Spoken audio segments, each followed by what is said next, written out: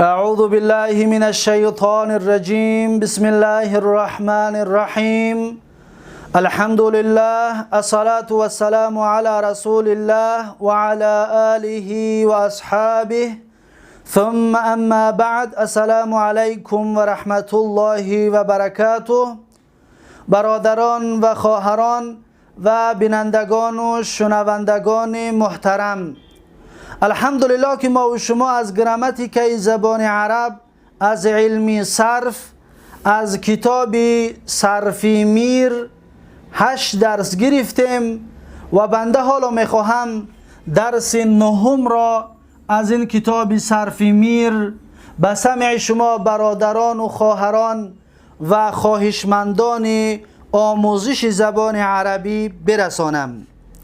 درس امروزه ما و شما از اینجا شروع می شود که صاحب کتاب می گوید فصل معتل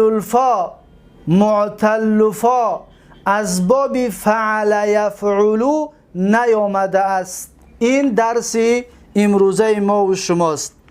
پیش از اونه که درس امروزه من رو شروع بکنم، چطوری که درس گذاشتم قید کردم که اگر که شما از درسای کتاب بیدان و 22 باب صرفی تا امروز خواندگی درس هامونه خوب فهمیدگی باشید، پس بدانید که این درس ها را خوب میفهمید، زیرا اینکه مشکلی صرف از این به بعد شروع می شود. تا به حال آسان بود، مشکل نبود، فقط حفظ کردن در کار بود و خلاص. انا اکنون تغییرات و دیگرگونی ها و حرفای بیمار را، حرفای علت را، حرفای کسلی را از فعل گرفته پرتافتن و یا تغییر دادن، این کارها از این درس به بعد شروع می شود. تا به امروز ما خیلی کم این کارها با این کارها وامی خوردیم. اکنون درس ما و شما بسیار درس جدی است، دقت بتید. پس یادتان باشه ما در کتاب بیدان اقسام 7 گانه خواندیم، گفتیم کلمه از دیدگاه حرف 7 تقسیم می شود. در کتاب 22 باب صرفی خواندیم آخران درس که کلمه از دیدگاه حرف 7 تقسیم می شود. در همین کتاب صرفی میر هم خواندیم اون 7 تقسیم: صحیح، صحیح سالم، محموز، مضاعف، مثال، اجوف، ناقص، لفیف بود. گفتیم لفیف به 2 قسم تقسیم می شود: لفیف مفروق و لفیف مقرون. انا اکنون تا به امروز چی درس ما میخوندیم؟ درباره صحیح میخوندیم. 7 قسم دیگر دربارهش صحبت نمی کردیم. انا اکنون ما صحیح را خلاص کردیم، میگذاریم در معتلات. مثلا در کلمه دقت بتید وعد،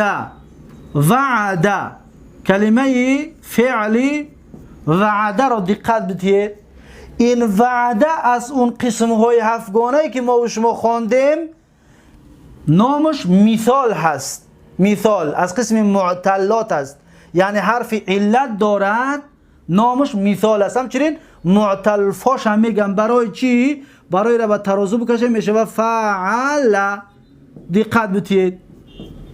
پس واو در روپروی چی است؟ در روپروی فیکی هست، برای خاطر میگن معتل فا، یعنی که یکم حرفش حرف علت است. این میگن مثال. پس می نویسیم در اینجا مثال. درس امروزه ما و شما در موضوع مثال هست. مثال به 2 قسم تقسیم می شود. مثال به 2 قسم تقسیم می شود، یا معتل فا به 2 قسم تقسیم می شود. قسم یکمش مثالی چی است؟ مثالی اینجا می نویسیم که الواوی، مثال واوی. دویمش مثال یا ای، مثال یا ای. یعنی چی؟ مثال واوی به مثل مانندی، مثلا همین کلمه را می نویسیم مانندی وعده. ببینید وعده اولش دکی حرفی واو هست، برای میگن مثال واوی، یعنی این حرفی واو نگاه کرده. و دوی مثال یایی است مانندی یسر. ببینید در اولش یا کی هست برام خاطر میگن مثالی یایی. پس درس امروزه ما و شما در همین موضوع مثال صحبت می رود. ما گفتیم که از صحیح سالم از 6 باب ثلاثی مجرد آمده است. اما 6 باب مثالش بیاره، مثلا نصر ینصر از باب یکم، ضرب یضرب از باب دوم، فتح یفتح باب سوم، علم یعلم باب چهارم، شرف یشرف باب پنجم، حسب یحسب باب ششم. ببین صحیح سالم ای 6 باب آمده است. اما از مثال آیا ای 6 باب آمده است؟ نه، ای 6 باب نیامده است. پس از چند باب آمده است؟ مثال واوی این را دقت بتید از 5 باب آمدگی است. از چند باب آمده است؟ 5 باب. مثال یایی ای چند باب آمده است؟ از 3 باب. این نازکی هایی هست که باید حفظش کنید. وقتی کلمه را میبینید یسره میدونید که از این 3 باب بیرون نیست. وعده را میبینید میدونید که از 5 باب بیرون نیست. برای همین خاطر این فایده دارد در خواندن و فهمیدن زبان عربی. اکنون میخونیم کلمه را که چی میگوید. فصل را. فصلون میگد معتلفا از باب فعل یفعل نیامده است. یعنی که ما گفتیم وعده معتل الفا مثال از 5 باب آمده است. پس از کدام باب نیامده؟ 6 باب. از کدام باب نیامده؟ باب یکم نصر ینصر. از باب نصر ینصر نیامده است. از باب نصر ینصر مثال واوی نیست. اما یک نازکی هست. یا آدم ما را بگوید برادرم تو میگویی که نیست. یک عرب میاد مرا میگد که وجد. ببینید وجد یا جودو. پس وجد یا جودو از باب چنده؟ باب یکم. این را چی کارش میکنیم؟ ما میگیم که بله برادرم در بعض کتاب های صرفی میر نسخه هاش در بعض چاپ ها آمده است که معتل الفا از باب فعل یفعلون نیامده است در لغت فصیحه. یعنی در لغت فصیح نیست، در غیر فصیح وجد یجدو هست. این را میگن لغت العامریه. لغت عامریه هستین. در لغت عامریه آمده است، یعنی بعضی قبیله عرب گفته است، اما این فصیح نیست. فصیح وجد یجدو ای وجد یجدو نیست. دقت دادید؟ پس این را در ذهنتون جا کنید، روز زمانت براتون لازم می شود. خب اکنون معلوم شد که از باب یکم از باب نصر ینصر مثال نیامده است. میگذاریم به بعدش چی میگوید؟ میگوید که و مثال واوی از باب فعل یفعلو. باب یکم بود که باب دوم ده میگذاریم. مثال واوی از باب فعل یفعلو می آید. مانند چی؟ الوعدو، وعده کردن. ما شما وعده میگیم، وعده کردن. ماضی معلومش وعدو تا آخر 14 صیغه شب بگوید که خودتون. به مثلی که ضربا را میگفتیم به مثل همون. مثلا وعدو، وعدتها وعدنا، وعدتما وعدتم، وعدتما وعدتن، وعدنا. 14 صیغه معلومی فعل وعده مثال. خلاص کردیم. خب با چی میگوید؟ میگوید که چنان که در صحیح دانسته شد. یعنی چقدر که ما ضربت ضربنا، ضربتم میگفتیم، میگد که انا همین رو هم به مثل همون وعده تا آخر بگوشه. میگه به مثل همون است. میگه چنان که در صحیح دانسته شد. از این جهت او را مثال گویند. یعنی برای چی میگه اینا مثالش گفتن؟ مثال یعنی همانند. همانند چی؟ همانند صحیح. دقت بتید. مثلا ضرب ای چی است؟ وعد. ببینید این را ما مثالش میگیم. این صحیح سالم است. این مثال است. برای چی مثال است؟ به خاطر اینکه به مثل صحیح یعنی همانند صحیح است. ضرب وعده، ضرب وعده، ضربوا وعده، وعدو تا آخر 14 صیغه ماضیش بگویید. یعنی برای چه مانند صحیح میگن؟ یعنی مانند صحیح هست در چی؟ در حق احتمال حرکات و سکنات. در حق احتمال حرکات داده بینید فتحه یکم حرفش واو فتحه، دویم حرفش فتحه، دویم حرف اینم فتحه وعده عینش، ب ضربه ب فتحه است، وعده داله بینید فتحه است سیم حرفش. دیدید یک خیل است. مصدرش چیه؟ مثلا میگیم ضربون، ضربون چیه؟ زدن. پس مصدرش چی است؟ مصدرش به مثل همین وعدون. دقت بدید یکمش ضربون، یکمش حرف ضاد حرکت دارد، وعدون واوش حرکت دارد. ضربون ر ساکن است، وعدون عین ساکن است دویم حرفش. دقت دادید؟ برای همین خاطر میگه که در حق احتمال حرکات، احتمال یعنی قبول کردنی، برداشت کردنی حرکت هایی که ببینید حرکت ها را هر چیزی که در این هست در یک دیگر هست و سکونات ساکن ببینید در هم ساکنه در هم ساکنه. حرکت ها را ببینید همش حرکت دارد، اینم همش حرکت دارد. برای همین خاطر میگه چی میگن؟ اینا مثال میگن، یعنی همانند صحیح. دقت دادید؟ خب در دوام عبارت چی میگوید؟ صاحب کتاب در دوام عبارت میگوید که و صرف مستقبل معلوم، اکنون وعده فعل چی بود؟ ماضی معلوم بود و میگه و صرف مستقبل یعنی فعل مضارعی بابی وعده. ضربه فعل مضارعش چی بود؟ ما برای خاطر درس گذشتم تاکید کردم که درس‌های گذشته را خوب فهمیده باشید، این را خوب میفهمید. دیگه باقی مونده درس‌ها را خوب از خود کرده میتوانید. دقت بدید. ضربه فعل مضارعش چی میشود؟ یاد ریبو، یاد ریبو. دقت دادید؟ یاد ریبو. اکنون وعده فعل مضارعش چی میشود؟ اصل به مثل این باید بشود.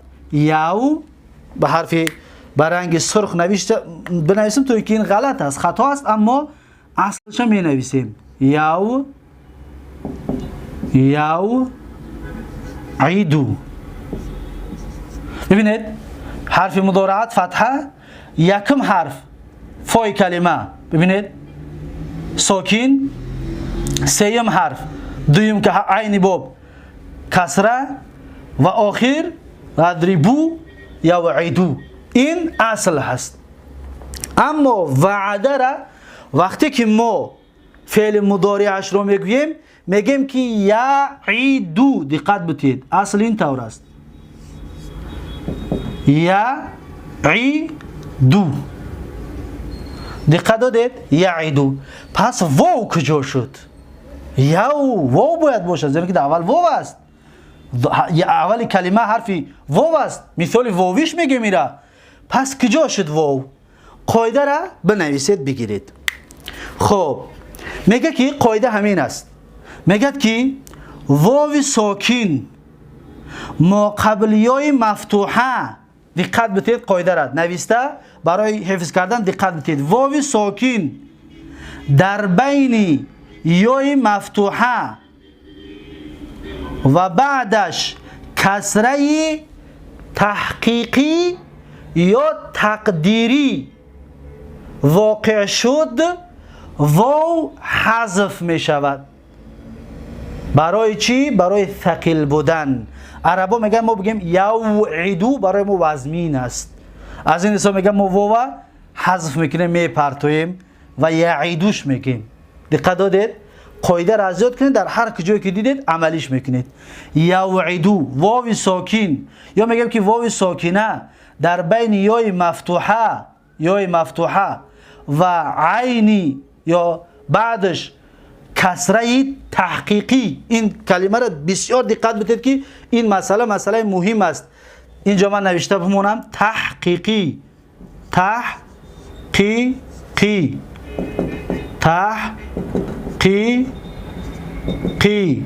یا یکمش تحقیقی، دیومش چی است؟ تقدیری. دقت دادید؟ تحقیقی یا تقدیری.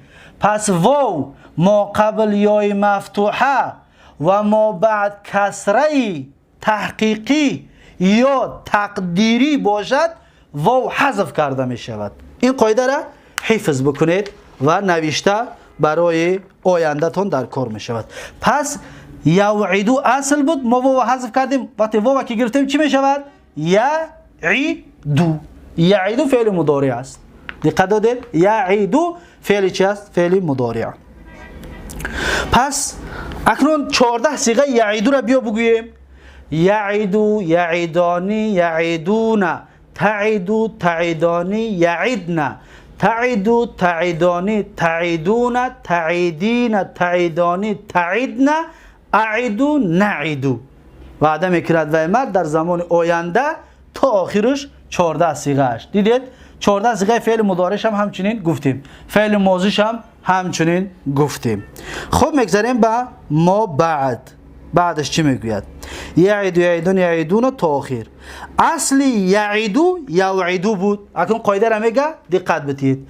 اصلی یعیدو یوعیدو بود، یوعیدو بود. خب چیکارش کردیم؟ واو واقع شد میان یای مفتوحه.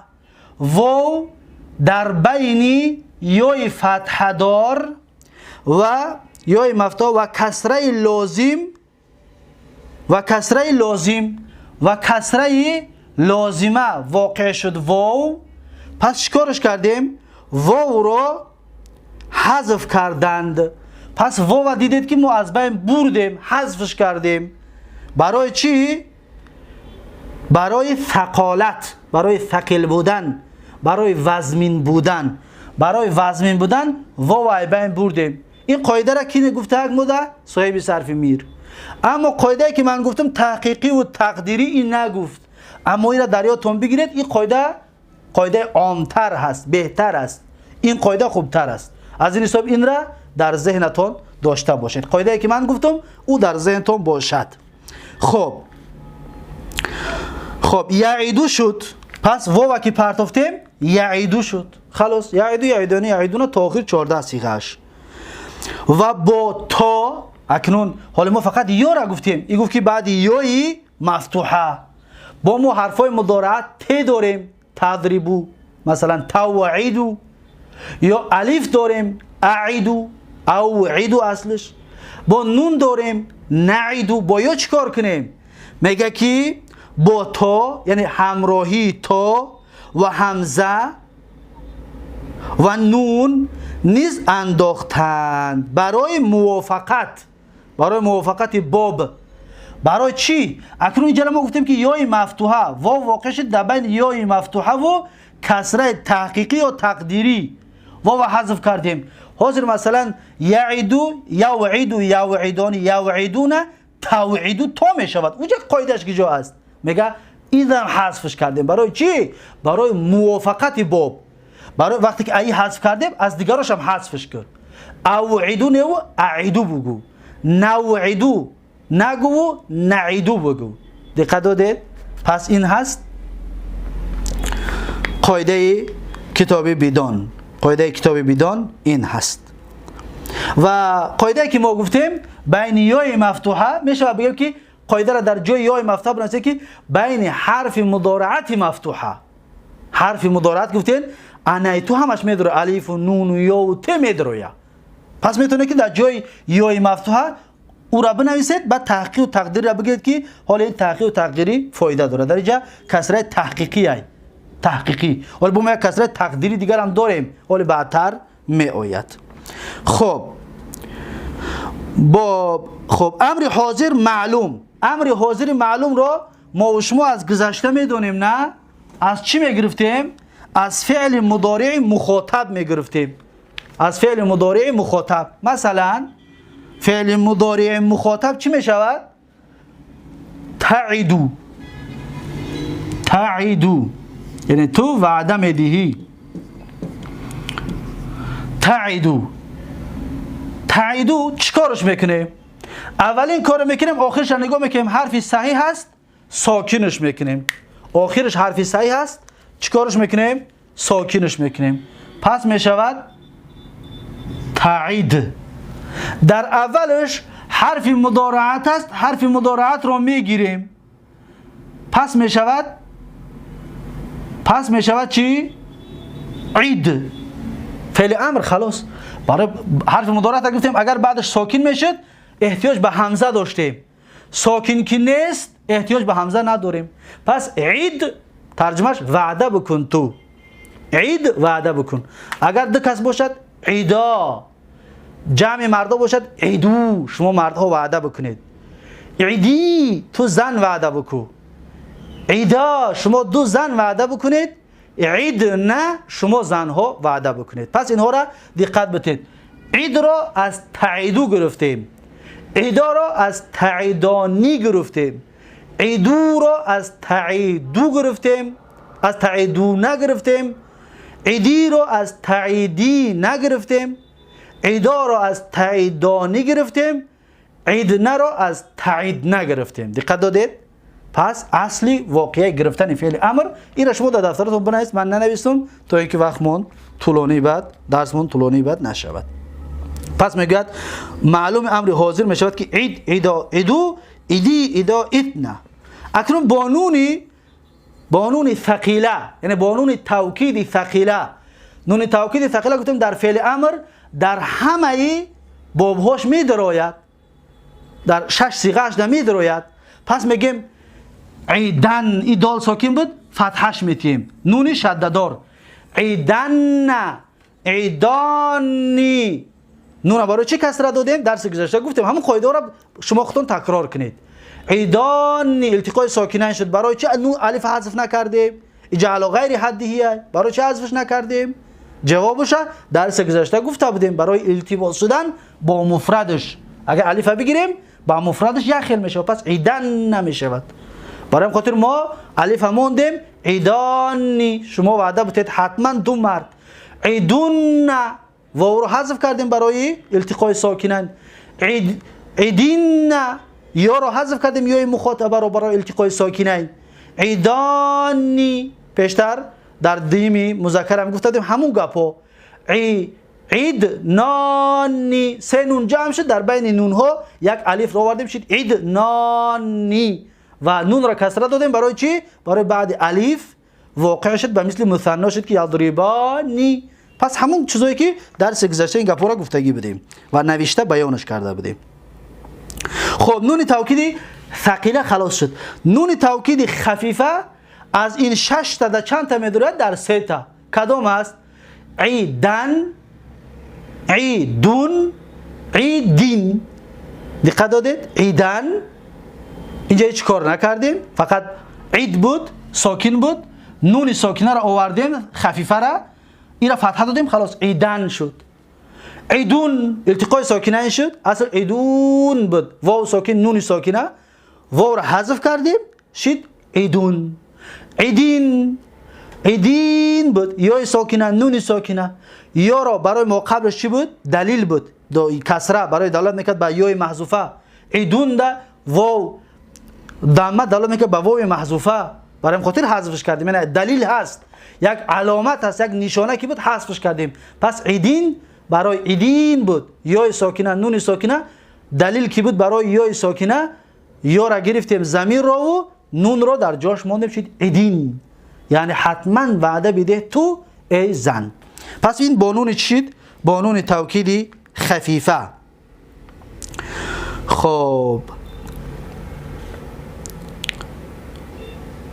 و امر غایب معلوم. امر غایب معلوم مانند چی است؟ لیعید، لیعیدا، لیعیدو.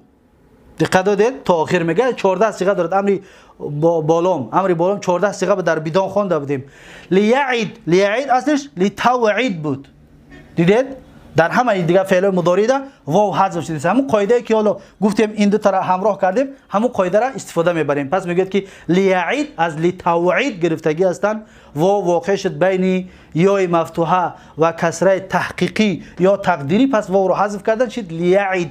لیعید، لیعیدا، لیعیدو، لتعید، لتعیدا، لیعیدنا، لتعید، لتعیدا، لتعیدو، لتعیدی، لتعیدا، لتعیدنا، لأعد، لنعد. 14 صیغه معلوم امر بالام. تا آخر میگه، تا آخر گفتیم با نون ثقیله و خفیفه نیز بر آن وجه دانسته شد. بر آن وجه کی دانسته شد. اکنون میگه لیعید، نون توکید خفیفه را همراه کن. مثلا میگیم که لیعید نون توکید خفیفه را بیاریم، نون توکید ثقیله را اول میاریم. ثقیله در 14 صیغه میدراید. پس به این طریق میگوییم، در دفتراتون بنویسید.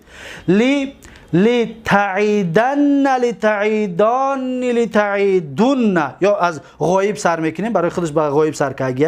من از مخاطب سر کنم به مثل بیدان، اما به مثل صرف میر سر میکنیم از غایب. لیعیدن، لیعیدان، لیعیدن، لتعیدن، لتعیدان، لیعید نانی. لتعیدن 6 تا غایب بود شد. اکنون مخاطب سر میکنیم. لتعیدن، لتعیدان، لتعیدن، لتعیدین، لتعیدان، لتعیدنانی. جمع مؤنث مخاطبات. لأعیدن، لنعیدن. شی چند تا؟ 14 صیغه معلوم امر بالام با نون توکید ثقیله.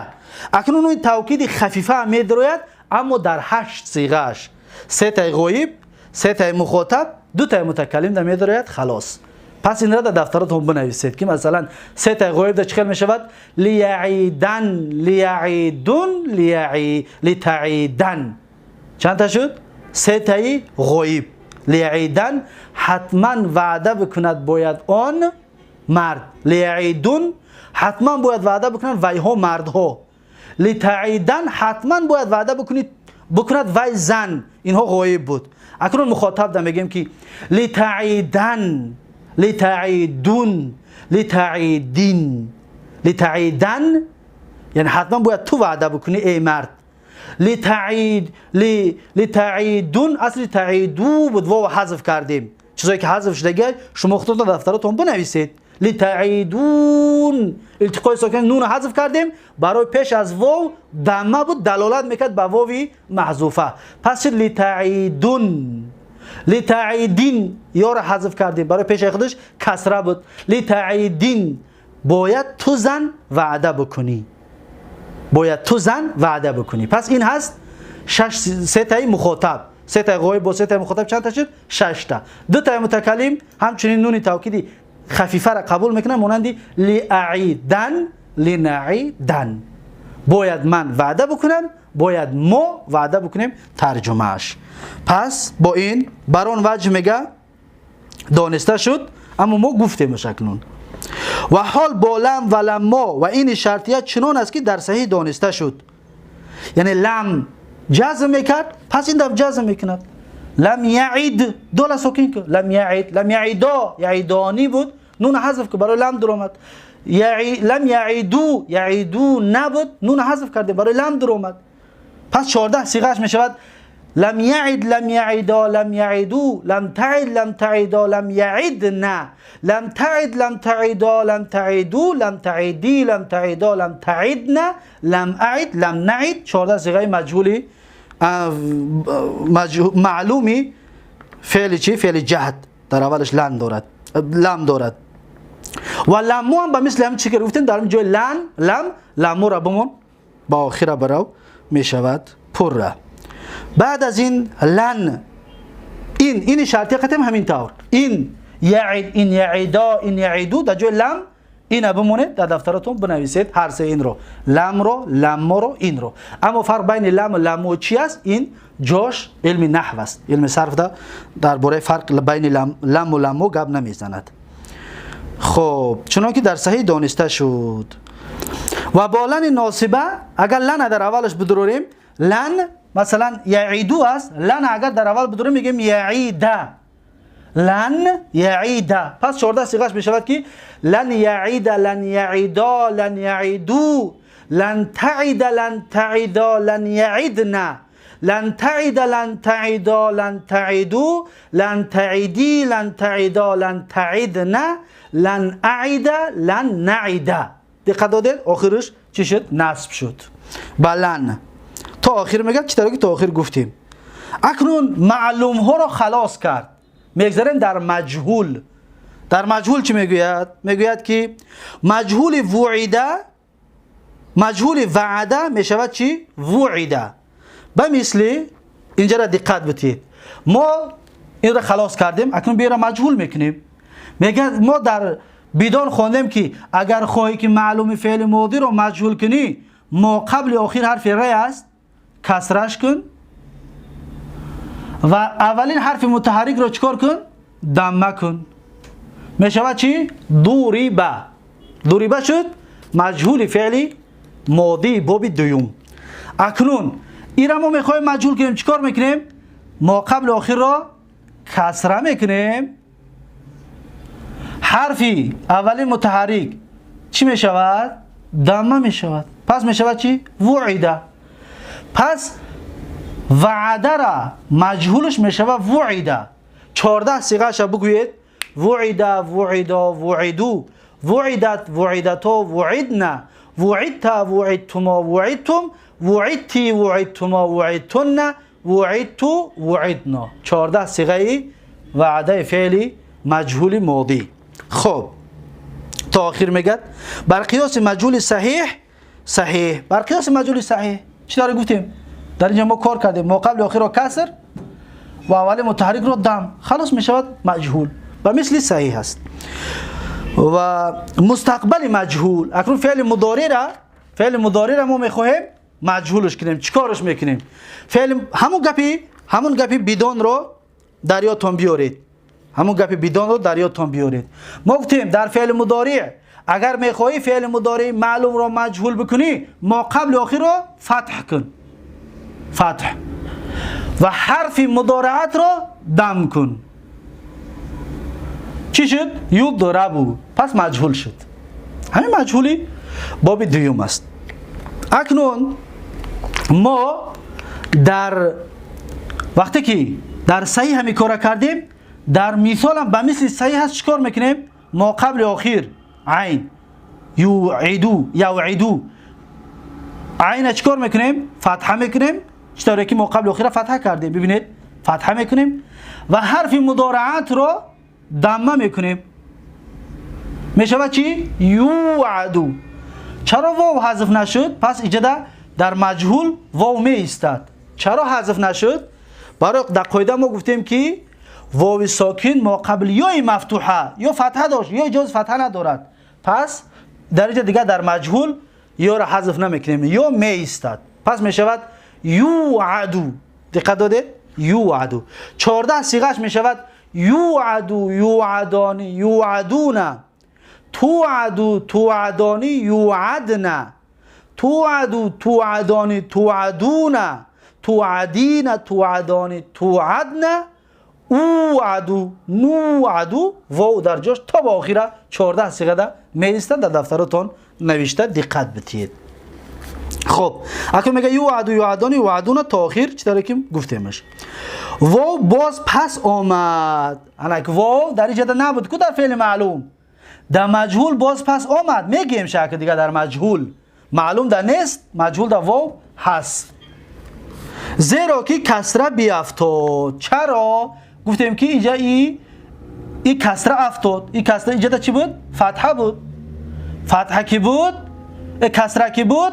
یا افتیده بود. اکنون فتحه کی شد؟ یا در جاش می ایستد. و اسم فاعل، اسم فاعل به مثل صحیح هست. واعدون. مثلا ما از باب ضربه بگیم اسم فاعل بگیریم چی میگیم؟ دقت بتید، میگیم ضاربون، ضاربون، یک مردی زننده. اکنون از وعده اگر ما اسم فاعل بگیریم به مثل همین است. واعدون. واعدون یعنی یک مردی وعده کننده. دقت دادید؟ واعدون. پس 6 صیغه‌اش میشود، 6 صیغه اسم فاعل، 3 تاش مذکر 3 تاش مؤنث میشود. واعدون، واعدانی، واعدون، واعدتون، واعدتانی، واعداتون. چند تا شد؟ 6 تا. صیغه منتهی الجموع همچنین هست، به مثل صیغه منتهی الجموع ضاربو میشود دوا. دقت بتید، دوا ریبو. اینا صاحب کتاب نگفته است، اما این فایده.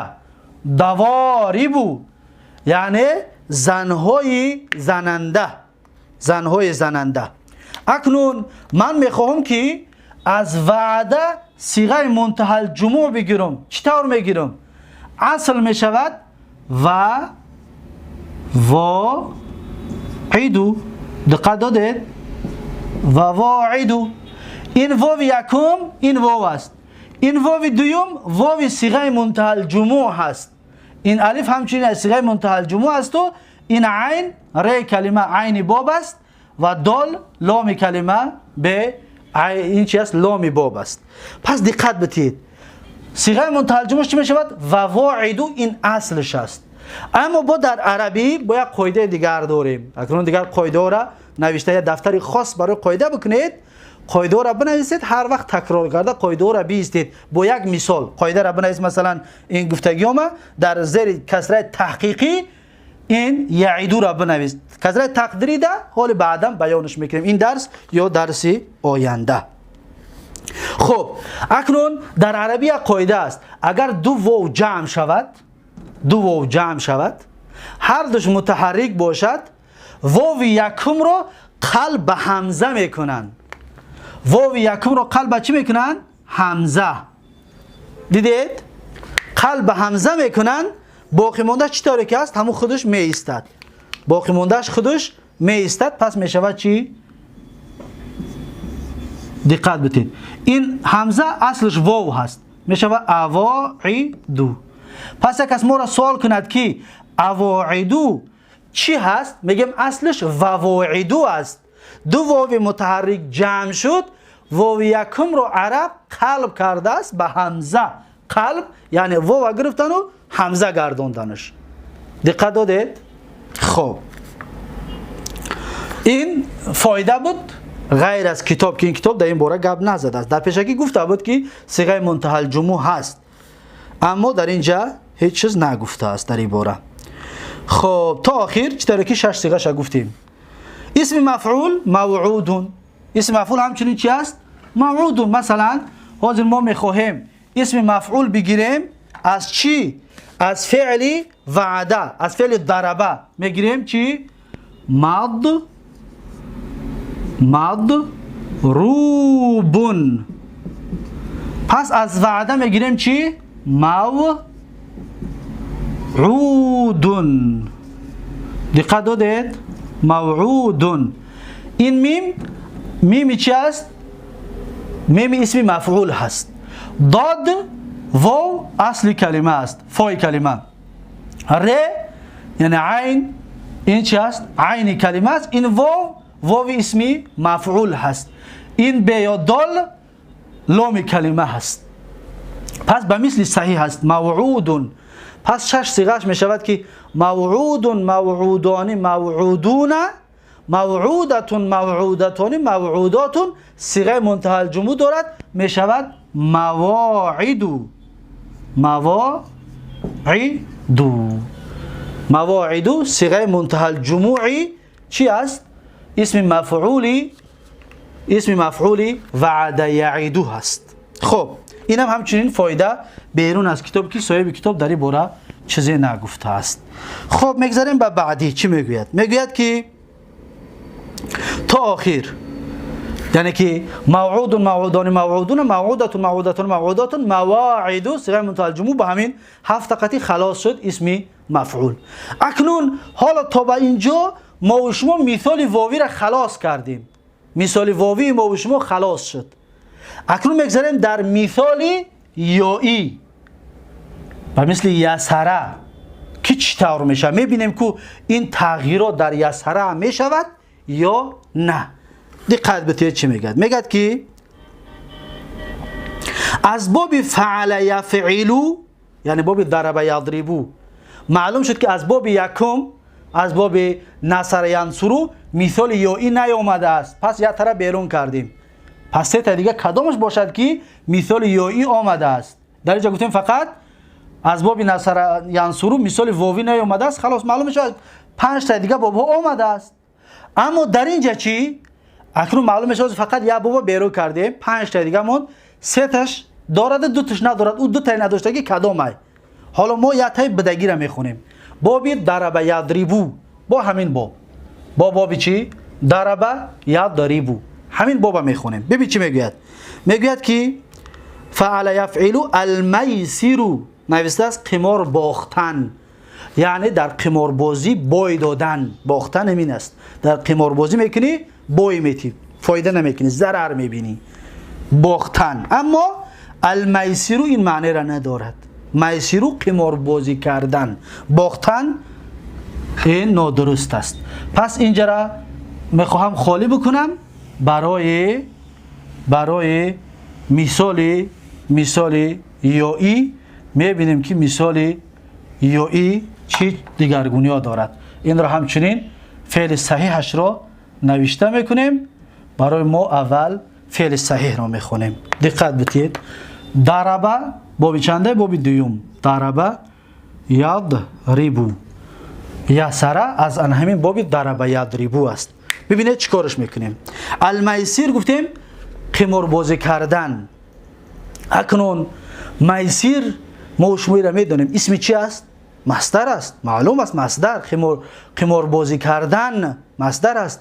لیکن ما گفتیم مصدر سه نمود ما شما خواندگی ما سه نمود است. یا نمود مصدر، دویمش اسمی مصدر، سومش مصدر میمی. این کدام نمودی مصدر است؟ ما گفتیم علم صرف برای کلمه شناسی و کلمه سازی است. پس این کدام نمودی از این سه مصدر است؟ اولش نگاه کنید چی دارد؟ میم. پس مصدری چیه؟ مصدری میمی. تایاتون بگیرید. پس مصدری خالیش یعنی مصدری یسره و مثل ضرب یا ضربون یسرون می شود. یسرون. دقت دادید؟ این مصدرش می شود. خب اکنون چی میگوید؟ صاحب کتاب میگوید که یسره میسرون قمار باختن یا قمار بازی کردن. ماضی معلوم می شود یسره و یسرو تا آخر. بیا بنویسیم ماضی معلومش را. اینجا ببینید یسره. پس ضرب ماضی معلوم چی بوده است؟ یسره.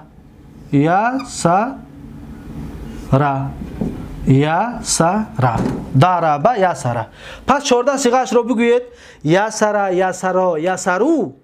یسره یعنی که وای مرد قمار بازی کرد. یسرا وای ها دو مرد قمار بازی کرد. تا آخرش ترجمه‌اش ختم بنویسید که در بدون خواندگی دیم همون گپا. یعنی در حساب ترجمه که وای مرد وای ها مردم مثلا زد وای زن قمار بازی کرد، وای زن قمار بازی کرد، وای ها دو زن قمار بازی کرد، وای ها زن ها قمار بازی کرد تو زن. اما این اصل حرام است. اما این فعل همین معنی را داره. زیرا قمار بازی در شریعت حرام است. خب یسره یسرو. یسرت یسرتا یسرنا. یسرت یسرتم یسرتم. یسرت یسرتم یسرتن. یسرتو یسرنا. 14 صیغه معلومی فعل ماضی مثالی یایی خلاص کردیم. بعدی چی میگه؟ تا آخر گفت. ما گفتیم تا آخرش مستقبل معلوم. اکنون میگه فعل مضارع یسره چی میشود؟ فعل مضارع یسره یای. دقت بدید. یای سارو. یای سارو. این یا حرف مضارعت است. یا یکم. یا دوم فی کلمه است. داده ببینید یضربو. یای سارو نمی یای سیرو از باب یضربو ای. یا سرا یای سیرو یضربو. ببینید یا یکم حرف مضارعت است. یا دوم فی چی است؟ فای کلمه. خب 14 صیغه معلومش می شود که یسر یسرو. یسرو یسرانی یسرونه یعنی قمار بازی میکند و یک مرد. تا آخرش ترجمهش یسر یسرو یسرانی یسرونه. تیسرو تیسرانی یسرنه. تیسرو تیسرانی تیسرونه. تیسرین تیسرانی تیسرنه. ایسرو نیسرو. در جگان تغییرات نیست دیگه. او کسره تحقیقی و کسره تقدیر و دواو بود. ایو که هست این گپا را نمیگیم. این در جاش می ایستد. دقت دادید؟ این در جاش می ایستد. خب تا آخر یا یسرون تا آخر چطور گفتیم؟ امر حاضر معلوم می شود که ایسرو از چی میگیریم؟ دقت بدید. از فعل مضارع مخاطب. یسرون تیسرون یسرن. از هفتم صیغه سر میکنیم. تیسرو. ببینید تیسرو. رو. اکنون ما میخوام ای تیسیرو یعنی که قمار بازی میکنید تو مرد، از انا همین فعل امر بگیریم. فعل امر میگیریم چیکارش میکنیم؟ فعل امر میگیریم، دقت بدید اولین کاری که میکنیم آخرش نگاه میکنیم حرف صحیح هست ساکینش میکنیم، ساکین یکم. دویم چیکار میکنیم؟ دویم حرف مضارعت تکی است میگیریم، حرف مضارعت را که گرفتیم بعدش یا ساکین دارد، بعد چیکار میکنیم؟ بعد احتیاج به همزه وصل داریم، همزه وصل میاریم میگیم ایسیر قماربازی بکن تو مرد. اما میگم که این قماربازی حرام است، اما ترجمه این همین طور میشود. همچنین یسره آسان گرفتن هم میشود که یسره آسان گرفت، ایسیر آسان بگی. این ترجمه بهتر و خوبتر است از او قماری کاری حرام ده امر کردن ده. ایسیر، ایسیرا، ایسیرو، ایسیری، ایسیرا، ایسیر نه. 6 صیغه امر چی؟ امر حاضرش تا آخر.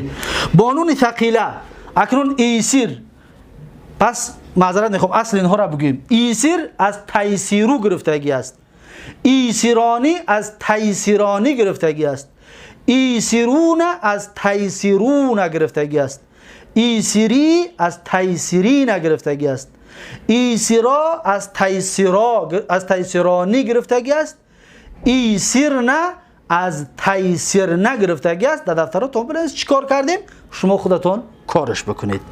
خب بعدش نون ثقیله قطعی، نون ثقیله در 6 صیغه‌اش میدارد. پس چی میگیم؟ ایسیرن، ایرا فتحه میتیم، ایسیرن، دقت دادید؟ ایسیرن. پس میگیم ایسیرن، ایسیرانی، التقای ساکنین شد. نون برای چی کسره دادیم؟ ایسیرن نبود، نون فتحه بود. درس گذشته گفتیم و پیشترک هم گفته بودیم برای مشابهت به مثنا یضربانی. اما التقای ساکنین برای چی اجازه دادیم؟ برای مشابهت به مفردش نشود. اگر که ما الف بگیریم پرتویم برای التقای ساکنین، پس ایسیرن دو تا می شود. دیگه نمیدونیم کدامش برای یک کس کدامش برای دو کس. اون الف دلالت میکنه برای دو کس بودن. خب ایسیرن، ایسیران، ایسیرون واو حذف کردیم، ایسیرین یا را حذف کردیم، ایسیرانی، ایسیرنانی، در بین سه تا نون یک الف همراه کردیم. الف چی بود؟ الف فاصله. خب نون توکیدی ثقیله قطعی با نون توکیدی خفیفه در 3 تاش میداره خلاص. ایسیرن، ایسیرون واو حذف کردیم، ایسیرین یا را حذف کردیم. در دفتراتون بنویسید چطور حذفش کردیم.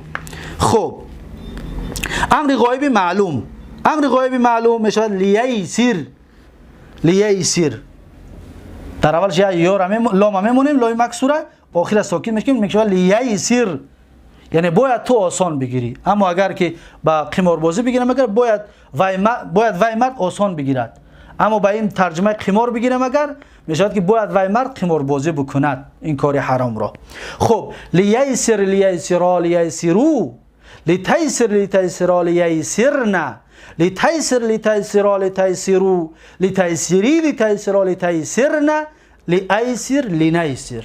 14 صیغه امر غایب یا امر بالام. خب این هم خلاص شد. اکنون بیاید در 14 صیغه نون توکیدی ثقیله را میداریم، در 14 تاش میدراید. پس میشود که لییسرن، لییسرانی، در اینجا الف نون ایستاد، الف ایستاد، برای التقای ساکنه نون کسره دادیم، در ایسرانی گفتیم همون گپ بگویید. اما مثلا کار کنید برای چی جای این طور شد. پس ایسر لییسرن، لییسرانی، لییسرون واو حذف کردیم، لیتیسرن، لیتیسرانی، لییسرنانی، الفی فاصله در بین 3 نون در آوردیم.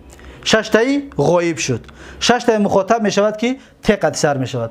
لیتیسرن، لیتیسرانی، لیتیسرون واو حذف کردیم، لیتیسرین یا را حذف کردیم، لیتیسرانی، لیتیسرنانی، در بین 3 نون باز الف را همراه کردیم، لییسرن، لینیسرن. 14 صیغه معلوم امر بالام با نون توکیدی ثقیله همچنین با آخر است. نون توکید خفیفه را بدرار در 8 صیغه اش می‌دارد. 3 تا غایب، 3 تا مخاطب، 2 تا متکلم. پس میگه که لییسرن، لییسرون، لیتیسرن. این 3 تا برای چی غایب شد؟ لییسرن باید بازی کند وای مرد، باید قمار بازی کند وای مرد. لییسرون باید قمار بازی کند وای ها مرد ها. لیتیسرن باید وای زن قمار بازی کند برای غایب. برای مخاطب میگیم که لیتیسرن، لیتیسران، لیتیسرن، لیتیسرون مفرد می‌دارد، جمع می‌دارد. و لیتیسرین مفرد مؤنث می‌دارد. خلاص لیتیسرون گفتیم واو حذف کردیم، لیتیسرین ده یا را حذف کردیم برای التقای ساکنین. برای پیش خودش چی بود؟ علامتی بود برای دلالت میکرد به یا. خب نونای ثقیله در چند تاش درآمد؟ 3 تاش درآمد و در 2 تای متکلم می‌دارد لیایسرن، لینیسرن. پس 14 8 تای امر غایبی بالام ده در 8 صیغه‌اش نون توکید خفیفه را همچنین در آوردیم. خب بعد از این چی میگوید؟ بعد از این میگوید که اسم فاعل و اسم مفعول بر قیاس صحیح ماضی. اسم فاعل به مثلا ضربه را ضاربون میگفتیم، یسره را یاسرون میگیم. دقت دادید؟ مثلا ضربه چی میشد؟ ضاربون، ضاربون. پس یسره میشود چی؟ یا سیرون. یاسرون 2 ترجمه میشود. اگر با گفت این کتاب ترجمه کنیم، یاسر معناش قمارباز، یک مرد قمارباز. اما با ترجمه دیگری که خوبتر و بهتر است از آسانی بگیریم، اگر یاسر یک مردی آسان گیرنده، این بهتر و خوبتر است. زیرا اینکه بعضی مردها نام یاسر دارن. اگر که قمارباز بگیریم اگر غلطی ناخوب است، که وابسته به صاحب نام است که برای چی پدرش برای چی نامش کرده. یعنی در آینده فرزندش قمارباز شود که این نام کرده است، یا در آینده فرزندش فرزند نیکو و فرزند خوبی باشد نام فرزندش یاسر مانده است. اگر که از آسانی باشد پس فرزندی یک شخصی آسانگیر. خب اسم فاعل چطور گفتیم که به مثل صحیح است. و اسم مفعول هم همچنین. مثلا میگیم که مد روبون. پس یا سره میگیم که مای سورون، یک کسی آسان گرفته شده. دقت دادید؟ میسور یک کسی آسان گرفته شده. خب اکنون فعلی اسم فاعلم یاسرون 7 صیغه دارد. یاسرون، یاسرون، یاسرون، یاسرتون، یاسرتون، یاسرتون، یواسرو صیغه منتهی الجموع. میسورون 7 صیغه دارد، 3 مذکر 3 مؤنث و صیغه منتهی الجموع همچنین جمع مؤنث است. این هم میگیم که میسورون، میسورانی، میسورون، میسورتون، میسورتون، میسوراتون، میاسرو صیغه منتهی الجموعش. پس با این اسم فاعل و اسم مفعول هم به آخر رسید. میبینیم که با صاحب کتاب برای ما و شما چه معلومات میدهد. میگوید که مجهولی یسره، همون گپی که پیشتر گفتیم، دقت بدید. در بدان گفتیم اگر میخوای معلوم فعل ماضی را مجهول کنی، ما قبل و آخر را کسر کن و اولین متحرک را چکار کن؟ دم کن. میشود چی؟ دوریبه. یسره ده همین کار را بکنید، همین قاعده را استفاده برید. بگوید که اگر میخوای معلوم فعل ماضی را مجهول کنی، ما قبل و آخر حرف سین است، کسرش کن و اولین متحرک حرف یا که هست عین باب فتحش کن، فای باب اولی کلمه. پس میشه یوسیره. پس 14 صیغه اش رو بگو. یوسیره، یوسیرا، یوسیرو، یوسیرت، یوسیرتا، یوسیرنا، یوسیرتا، یوسیرتما، یوسیرتم، یوسیرت، یوسیرتما، یوسیرتن، یوسیرتو، یوسیرنا. پس این است 14 صیغه معلوم فعلی مثالی یا ای. صاحب کتاب میگه مستقبل مجهول. اکنون یایسرو را میخواهیم که مجهولش بکنیم. چیکارش میکنیم؟ باز همون گپ بدانه استفاده برید. اگر میخواهی که معلوم فعل مضارع را مجهول کنی، ما قبل آخر را فتح کن. ما قبل آخر را فتح کن و حرف مضارعت رو در فعل مضارع حرف مضارعت رو دم کن. می شود چی؟ یضربو. یضربو شد یضربو. پس فعل مجهول شد. اکنون ما میخواهیم که ییسرو را مجهول کنیم. چیکارش میکنیم؟ میگد که همون گپ بدون ما قبل آخر را در فعل مضارع فتح کن و حرف مضارعت را چیکار کن؟ دم کن. می شود ییسرو. ییسرو. پس عرب میگوید که یای ساکن ما قبل مفتوح را قلب واو کن. یای ساکن ما قبل مفتوح را قلب واو کن. پس چی می شود؟ یو سرو. ببینید این یا بود. وقتی که یای بود فتحه کی بود یا ایستاد. وقتی که فتحه را ما دمه کردیم پیش از یای ساکنه را این یا را قلب واو کردیم. دیدید حرف علت رو برای همین علتش میگن کسلی میگنش. بیچاره پیش نگاه میکنه اوسو بگرده ایسه میگره ایسه بگرده ایسه. یعنی که بیچاره قوه نداره چطوری که بیمار میقپی که جای برش رفتن میگیره و مثل همون است. ببینید اینجا دا ییسرو بود یا ایستاد. یوسرو یوسرو یوسرو واو چی شد؟ واو ساکن شد. یا قلب واو شد. یا را گرفتیم واوش کردیم شد یوسرو. پس 14 صیغه‌اش برای واو میگه من همین طور. یوسرو یوسران یوسرونا توسرو توسرانی یوسرنا توسرو توسرانی توسرونا توسرینا توسرانی توسرنا اوسرو نوسرو 14 صیغه مجهول فعل مضارع یسره. خب بعد از این چی میگوید؟ الی آخره تا آخرش میگوید. چطوره که گفتیم یوسرو یوسرو 14 صیغه‌اش چطور گفتیم تا آخرش میگه بگو. مثال واوی از باب فعل یفعلو. اکنون میگذاریم در دیگر باب. مثال واوی از باب فعل یفعلو. خب این را به درس آینده میمونیم. درس دهم درباره این صحبت میکنیم زیرا اینکه این درس طولانی بعد نشود. به خاطر طولانی بعد نشدن درس این باب را به درس آینده میمونیم. پس چیزی که در اینجا میبینید تا درس آینده همین طور اینها می ایستد. به خاطر چی؟ به خاطر ما گفتیم تحقیقی تقدیری را اهمیت بدید.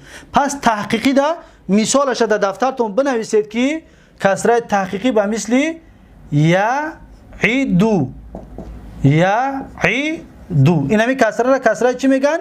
کسره تحقیقی میگن. کسره چی؟ کسره تحقیقی. اینجا اصلا یا واو بود یعیدو بود. واو برای چی هست؟ برای یا پیش خودش فتحه داشت و کسره تحقیقی بود.